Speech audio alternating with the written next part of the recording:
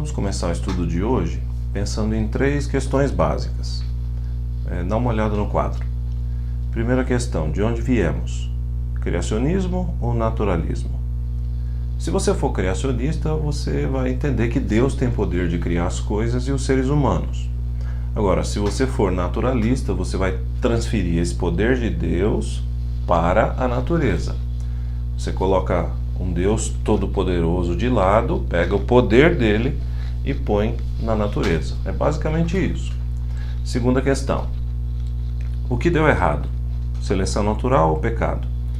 A gente está vivendo essa bagunça nesse mundo aqui, por quê? Porque nós somos frutos da evolução e o mais forte está sobrevivendo e a gente está nessa guerra danada, ou nós somos animais racionais, o que é extremamente perigoso, né? Porque os animais irracionais, eles agem por instinto. Agora, os animais racionais, né, teoricamente, eles podem usar a sua razão para planejar o mal, e eu acho isso extremamente perigoso.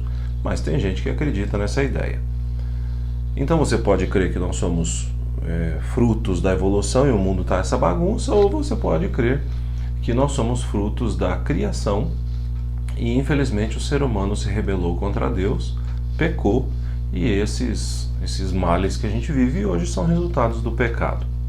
Terceira questão, qual é a solução para o mundo bagunçado no qual a gente vive? Evolução ou redenção?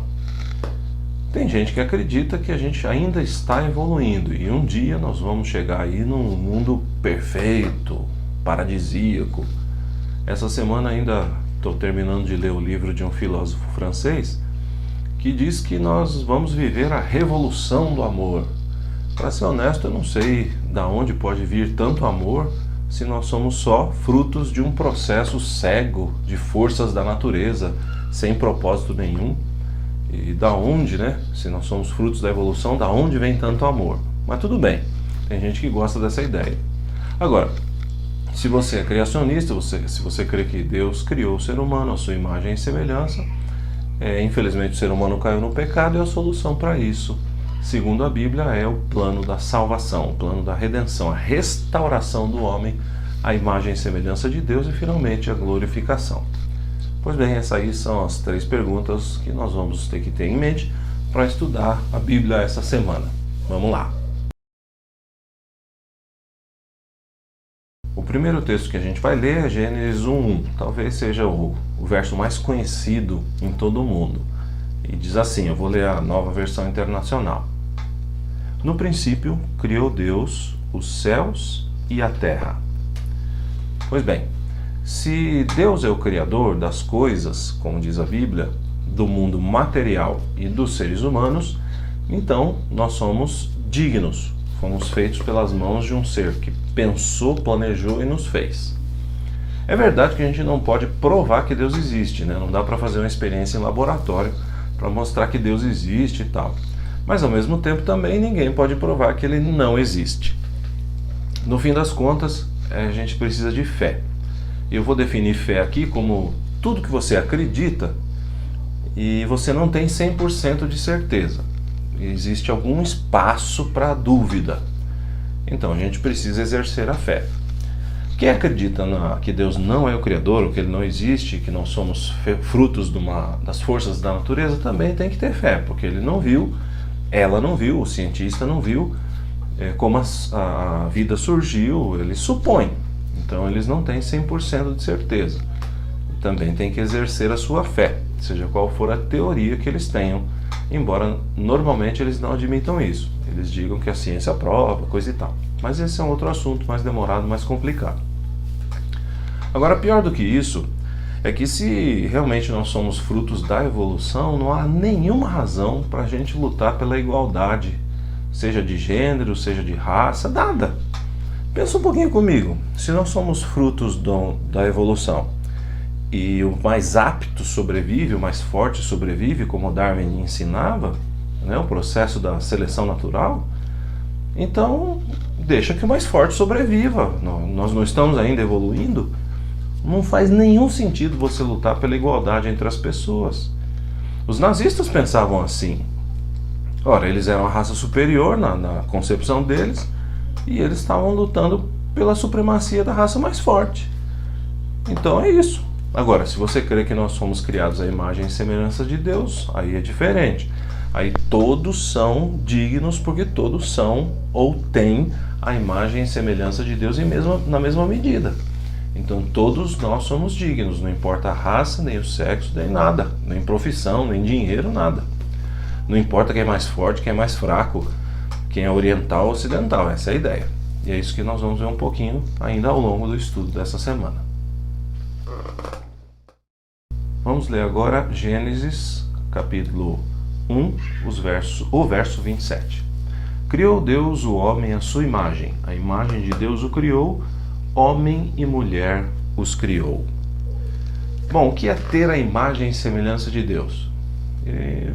Acho que resumindo, o resumo do resumo seria o seguinte: se você e eu fomos feitos à imagem e semelhança de Deus, nós podemos ser e fazer, ser e realizar aquilo que Deus é e aquilo que Ele faz, só que no nosso próprio nível, em termos de criatividade, capacidade inventiva, capacidade de amar, capacidade de administrar, de cuidar do nosso planeta e por aí vai. Então, somos e podemos fazer aquilo que Deus é e faz num nível inferior, no nível do ser humano. Beleza. Agora, se você parar para pensar, os sistemas que não são criacionistas, o evolucionismo em específico, o que ele faz com o ser humano? Ele reduz o valor do ser humano, ele diminui o ser humano. Isso também é triste, mas tem gente que gosta dessa ideia. Vou dar um exemplo. Se nós fomos, se o ser humano apareceu como resultado das forças da natureza apenas, e não das mãos de um criador, e não foi feita a imagem e semelhança desse criador, o resultado disso é o seguinte: nós somos apenas máquinas, animais racionais. Veja como é interessante. Você sai da esfera de um ser criado por um ser inteligente, amoroso, que planejou você, e você vai para a evolução para ser uma máquina pensante. Inclusive o pensamento, ninguém sabe explicar de onde vem, né? Porque se o nosso cérebro é só química e biologia, se não tem semelhança divina, então ninguém sabe exatamente como é que pode ter surgido o pensamento, né, de um processo cego das forças da natureza. Esse é um problema sério. Mas tudo bem, vai fazer o quê? Tem gente que gosta dessa ideia. Mas o processo evolutivo nos faz máquinas, não se esqueça disso, ou animais racionais, nada mais. Isso é triste, mas é uma opção. Paciência. Gênesis 1, 28. Deus os abençoou e lhes disse: sejam férteis, multipliquem-se e encham e subjuguem a terra. Dominem sobre os peixes do mar, sobre as aves do céu e sobre todos os animais que se movem pela terra. O mundo material foi feito por Deus também, e o homem foi colocado no mundo para habitar o mundo, mas também para ser responsável por ele. Uma outra coisa bacana e interessante está em Gênesis capítulo 5, verso 3. Aos 130 anos, Adão gerou um filho à sua semelhança, conforme a sua imagem, e deu-lhe o nome de Sete. Assim como nós fomos feitos à imagem de Deus, Deus colocou na gente a capacidade de reproduzir seres humanos à nossa imagem e semelhança. E essa é uma coisa interessante, bacana. Ao que parece, Deus colocou, né, ou fez o mundo funcionar em duas instâncias. Primeiro, Ele criou, essa é a causa primeira. Deus é a causa da existência do mundo e da existência do ser humano. Mas Ele também colocou leis fixas. E o mundo ele funciona por meio dessas leis. Então, uma delas é a capacidade da gente se reproduzir.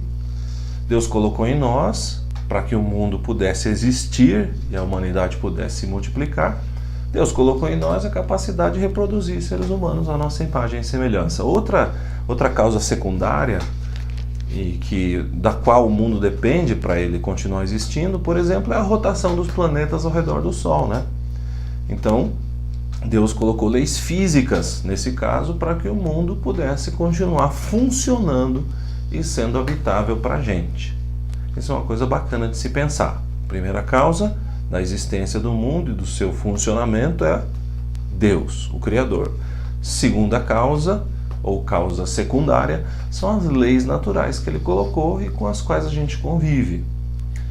E a partir de então nós somos capazes, mais uma vez, de reproduzir seres humanos à nossa imagem e semelhança e, claro, seres humanos que continuam sendo a imagem e semelhança do próprio Criador.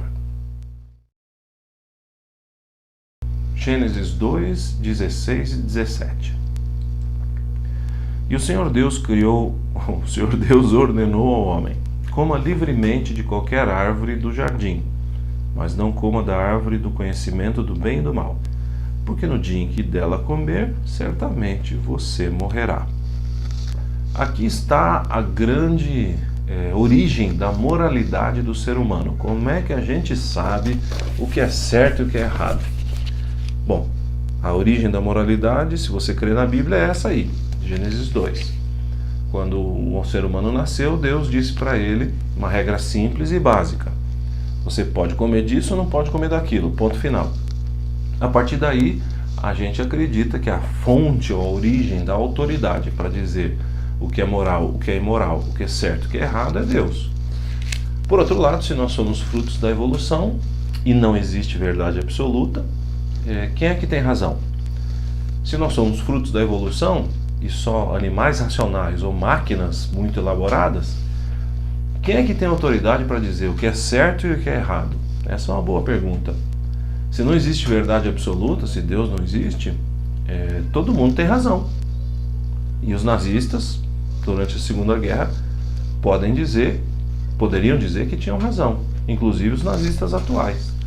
Isso é triste, mas essa é a consequência lógica de se dizer que não existe verdade absoluta, ou ainda que Deus não é a origem de toda a autoridade.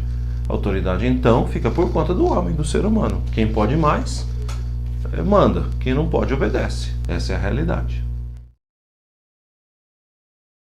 Gênesis capítulo 3, o verso 15.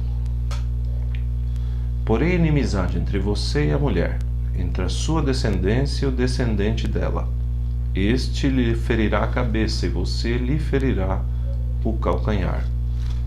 Quando o ser humano pecou, quando Adão e Eva erraram, pecaram e escolheram criar um vínculo com Satanás, Deus se apresenta logo em seguida ao pecado e pronuncia esse texto aí que nós lemos em Gênesis 3,15. Deus ali promete criar um novo vínculo. Ele vai se intrometer no vínculo que Adão e Eva fizeram com Satanás e ele vai colocar inimizade entre a mulher, a sua descendência, a humanidade e Satanás. E mais, o descendente da mulher, Jesus Cristo, iria esmagar a cabeça da serpente, Satanás. E a serpente só poderia ferir o calcanhar desse descendente. Então Deus apresenta aqui a solução para o problema do pecado.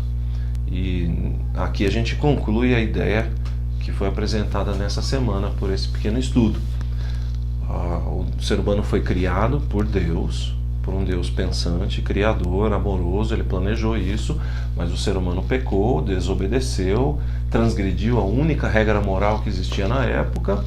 O mundo entrou em decadência e Deus se apresenta dizendo que vai colocar inimizade entre esse novo sistema que se criou, entre o ser humano e o pecado, essa nova amizade, esse novo vínculo entre Deus, entre o ser humano e Satanás. Deus vai se intrometer. E a grande esperança de Adão e Eva era esse descendente que veio milhares de anos depois na pessoa de Jesus Cristo, e hoje você e eu podemos ser livres, se a gente quiser.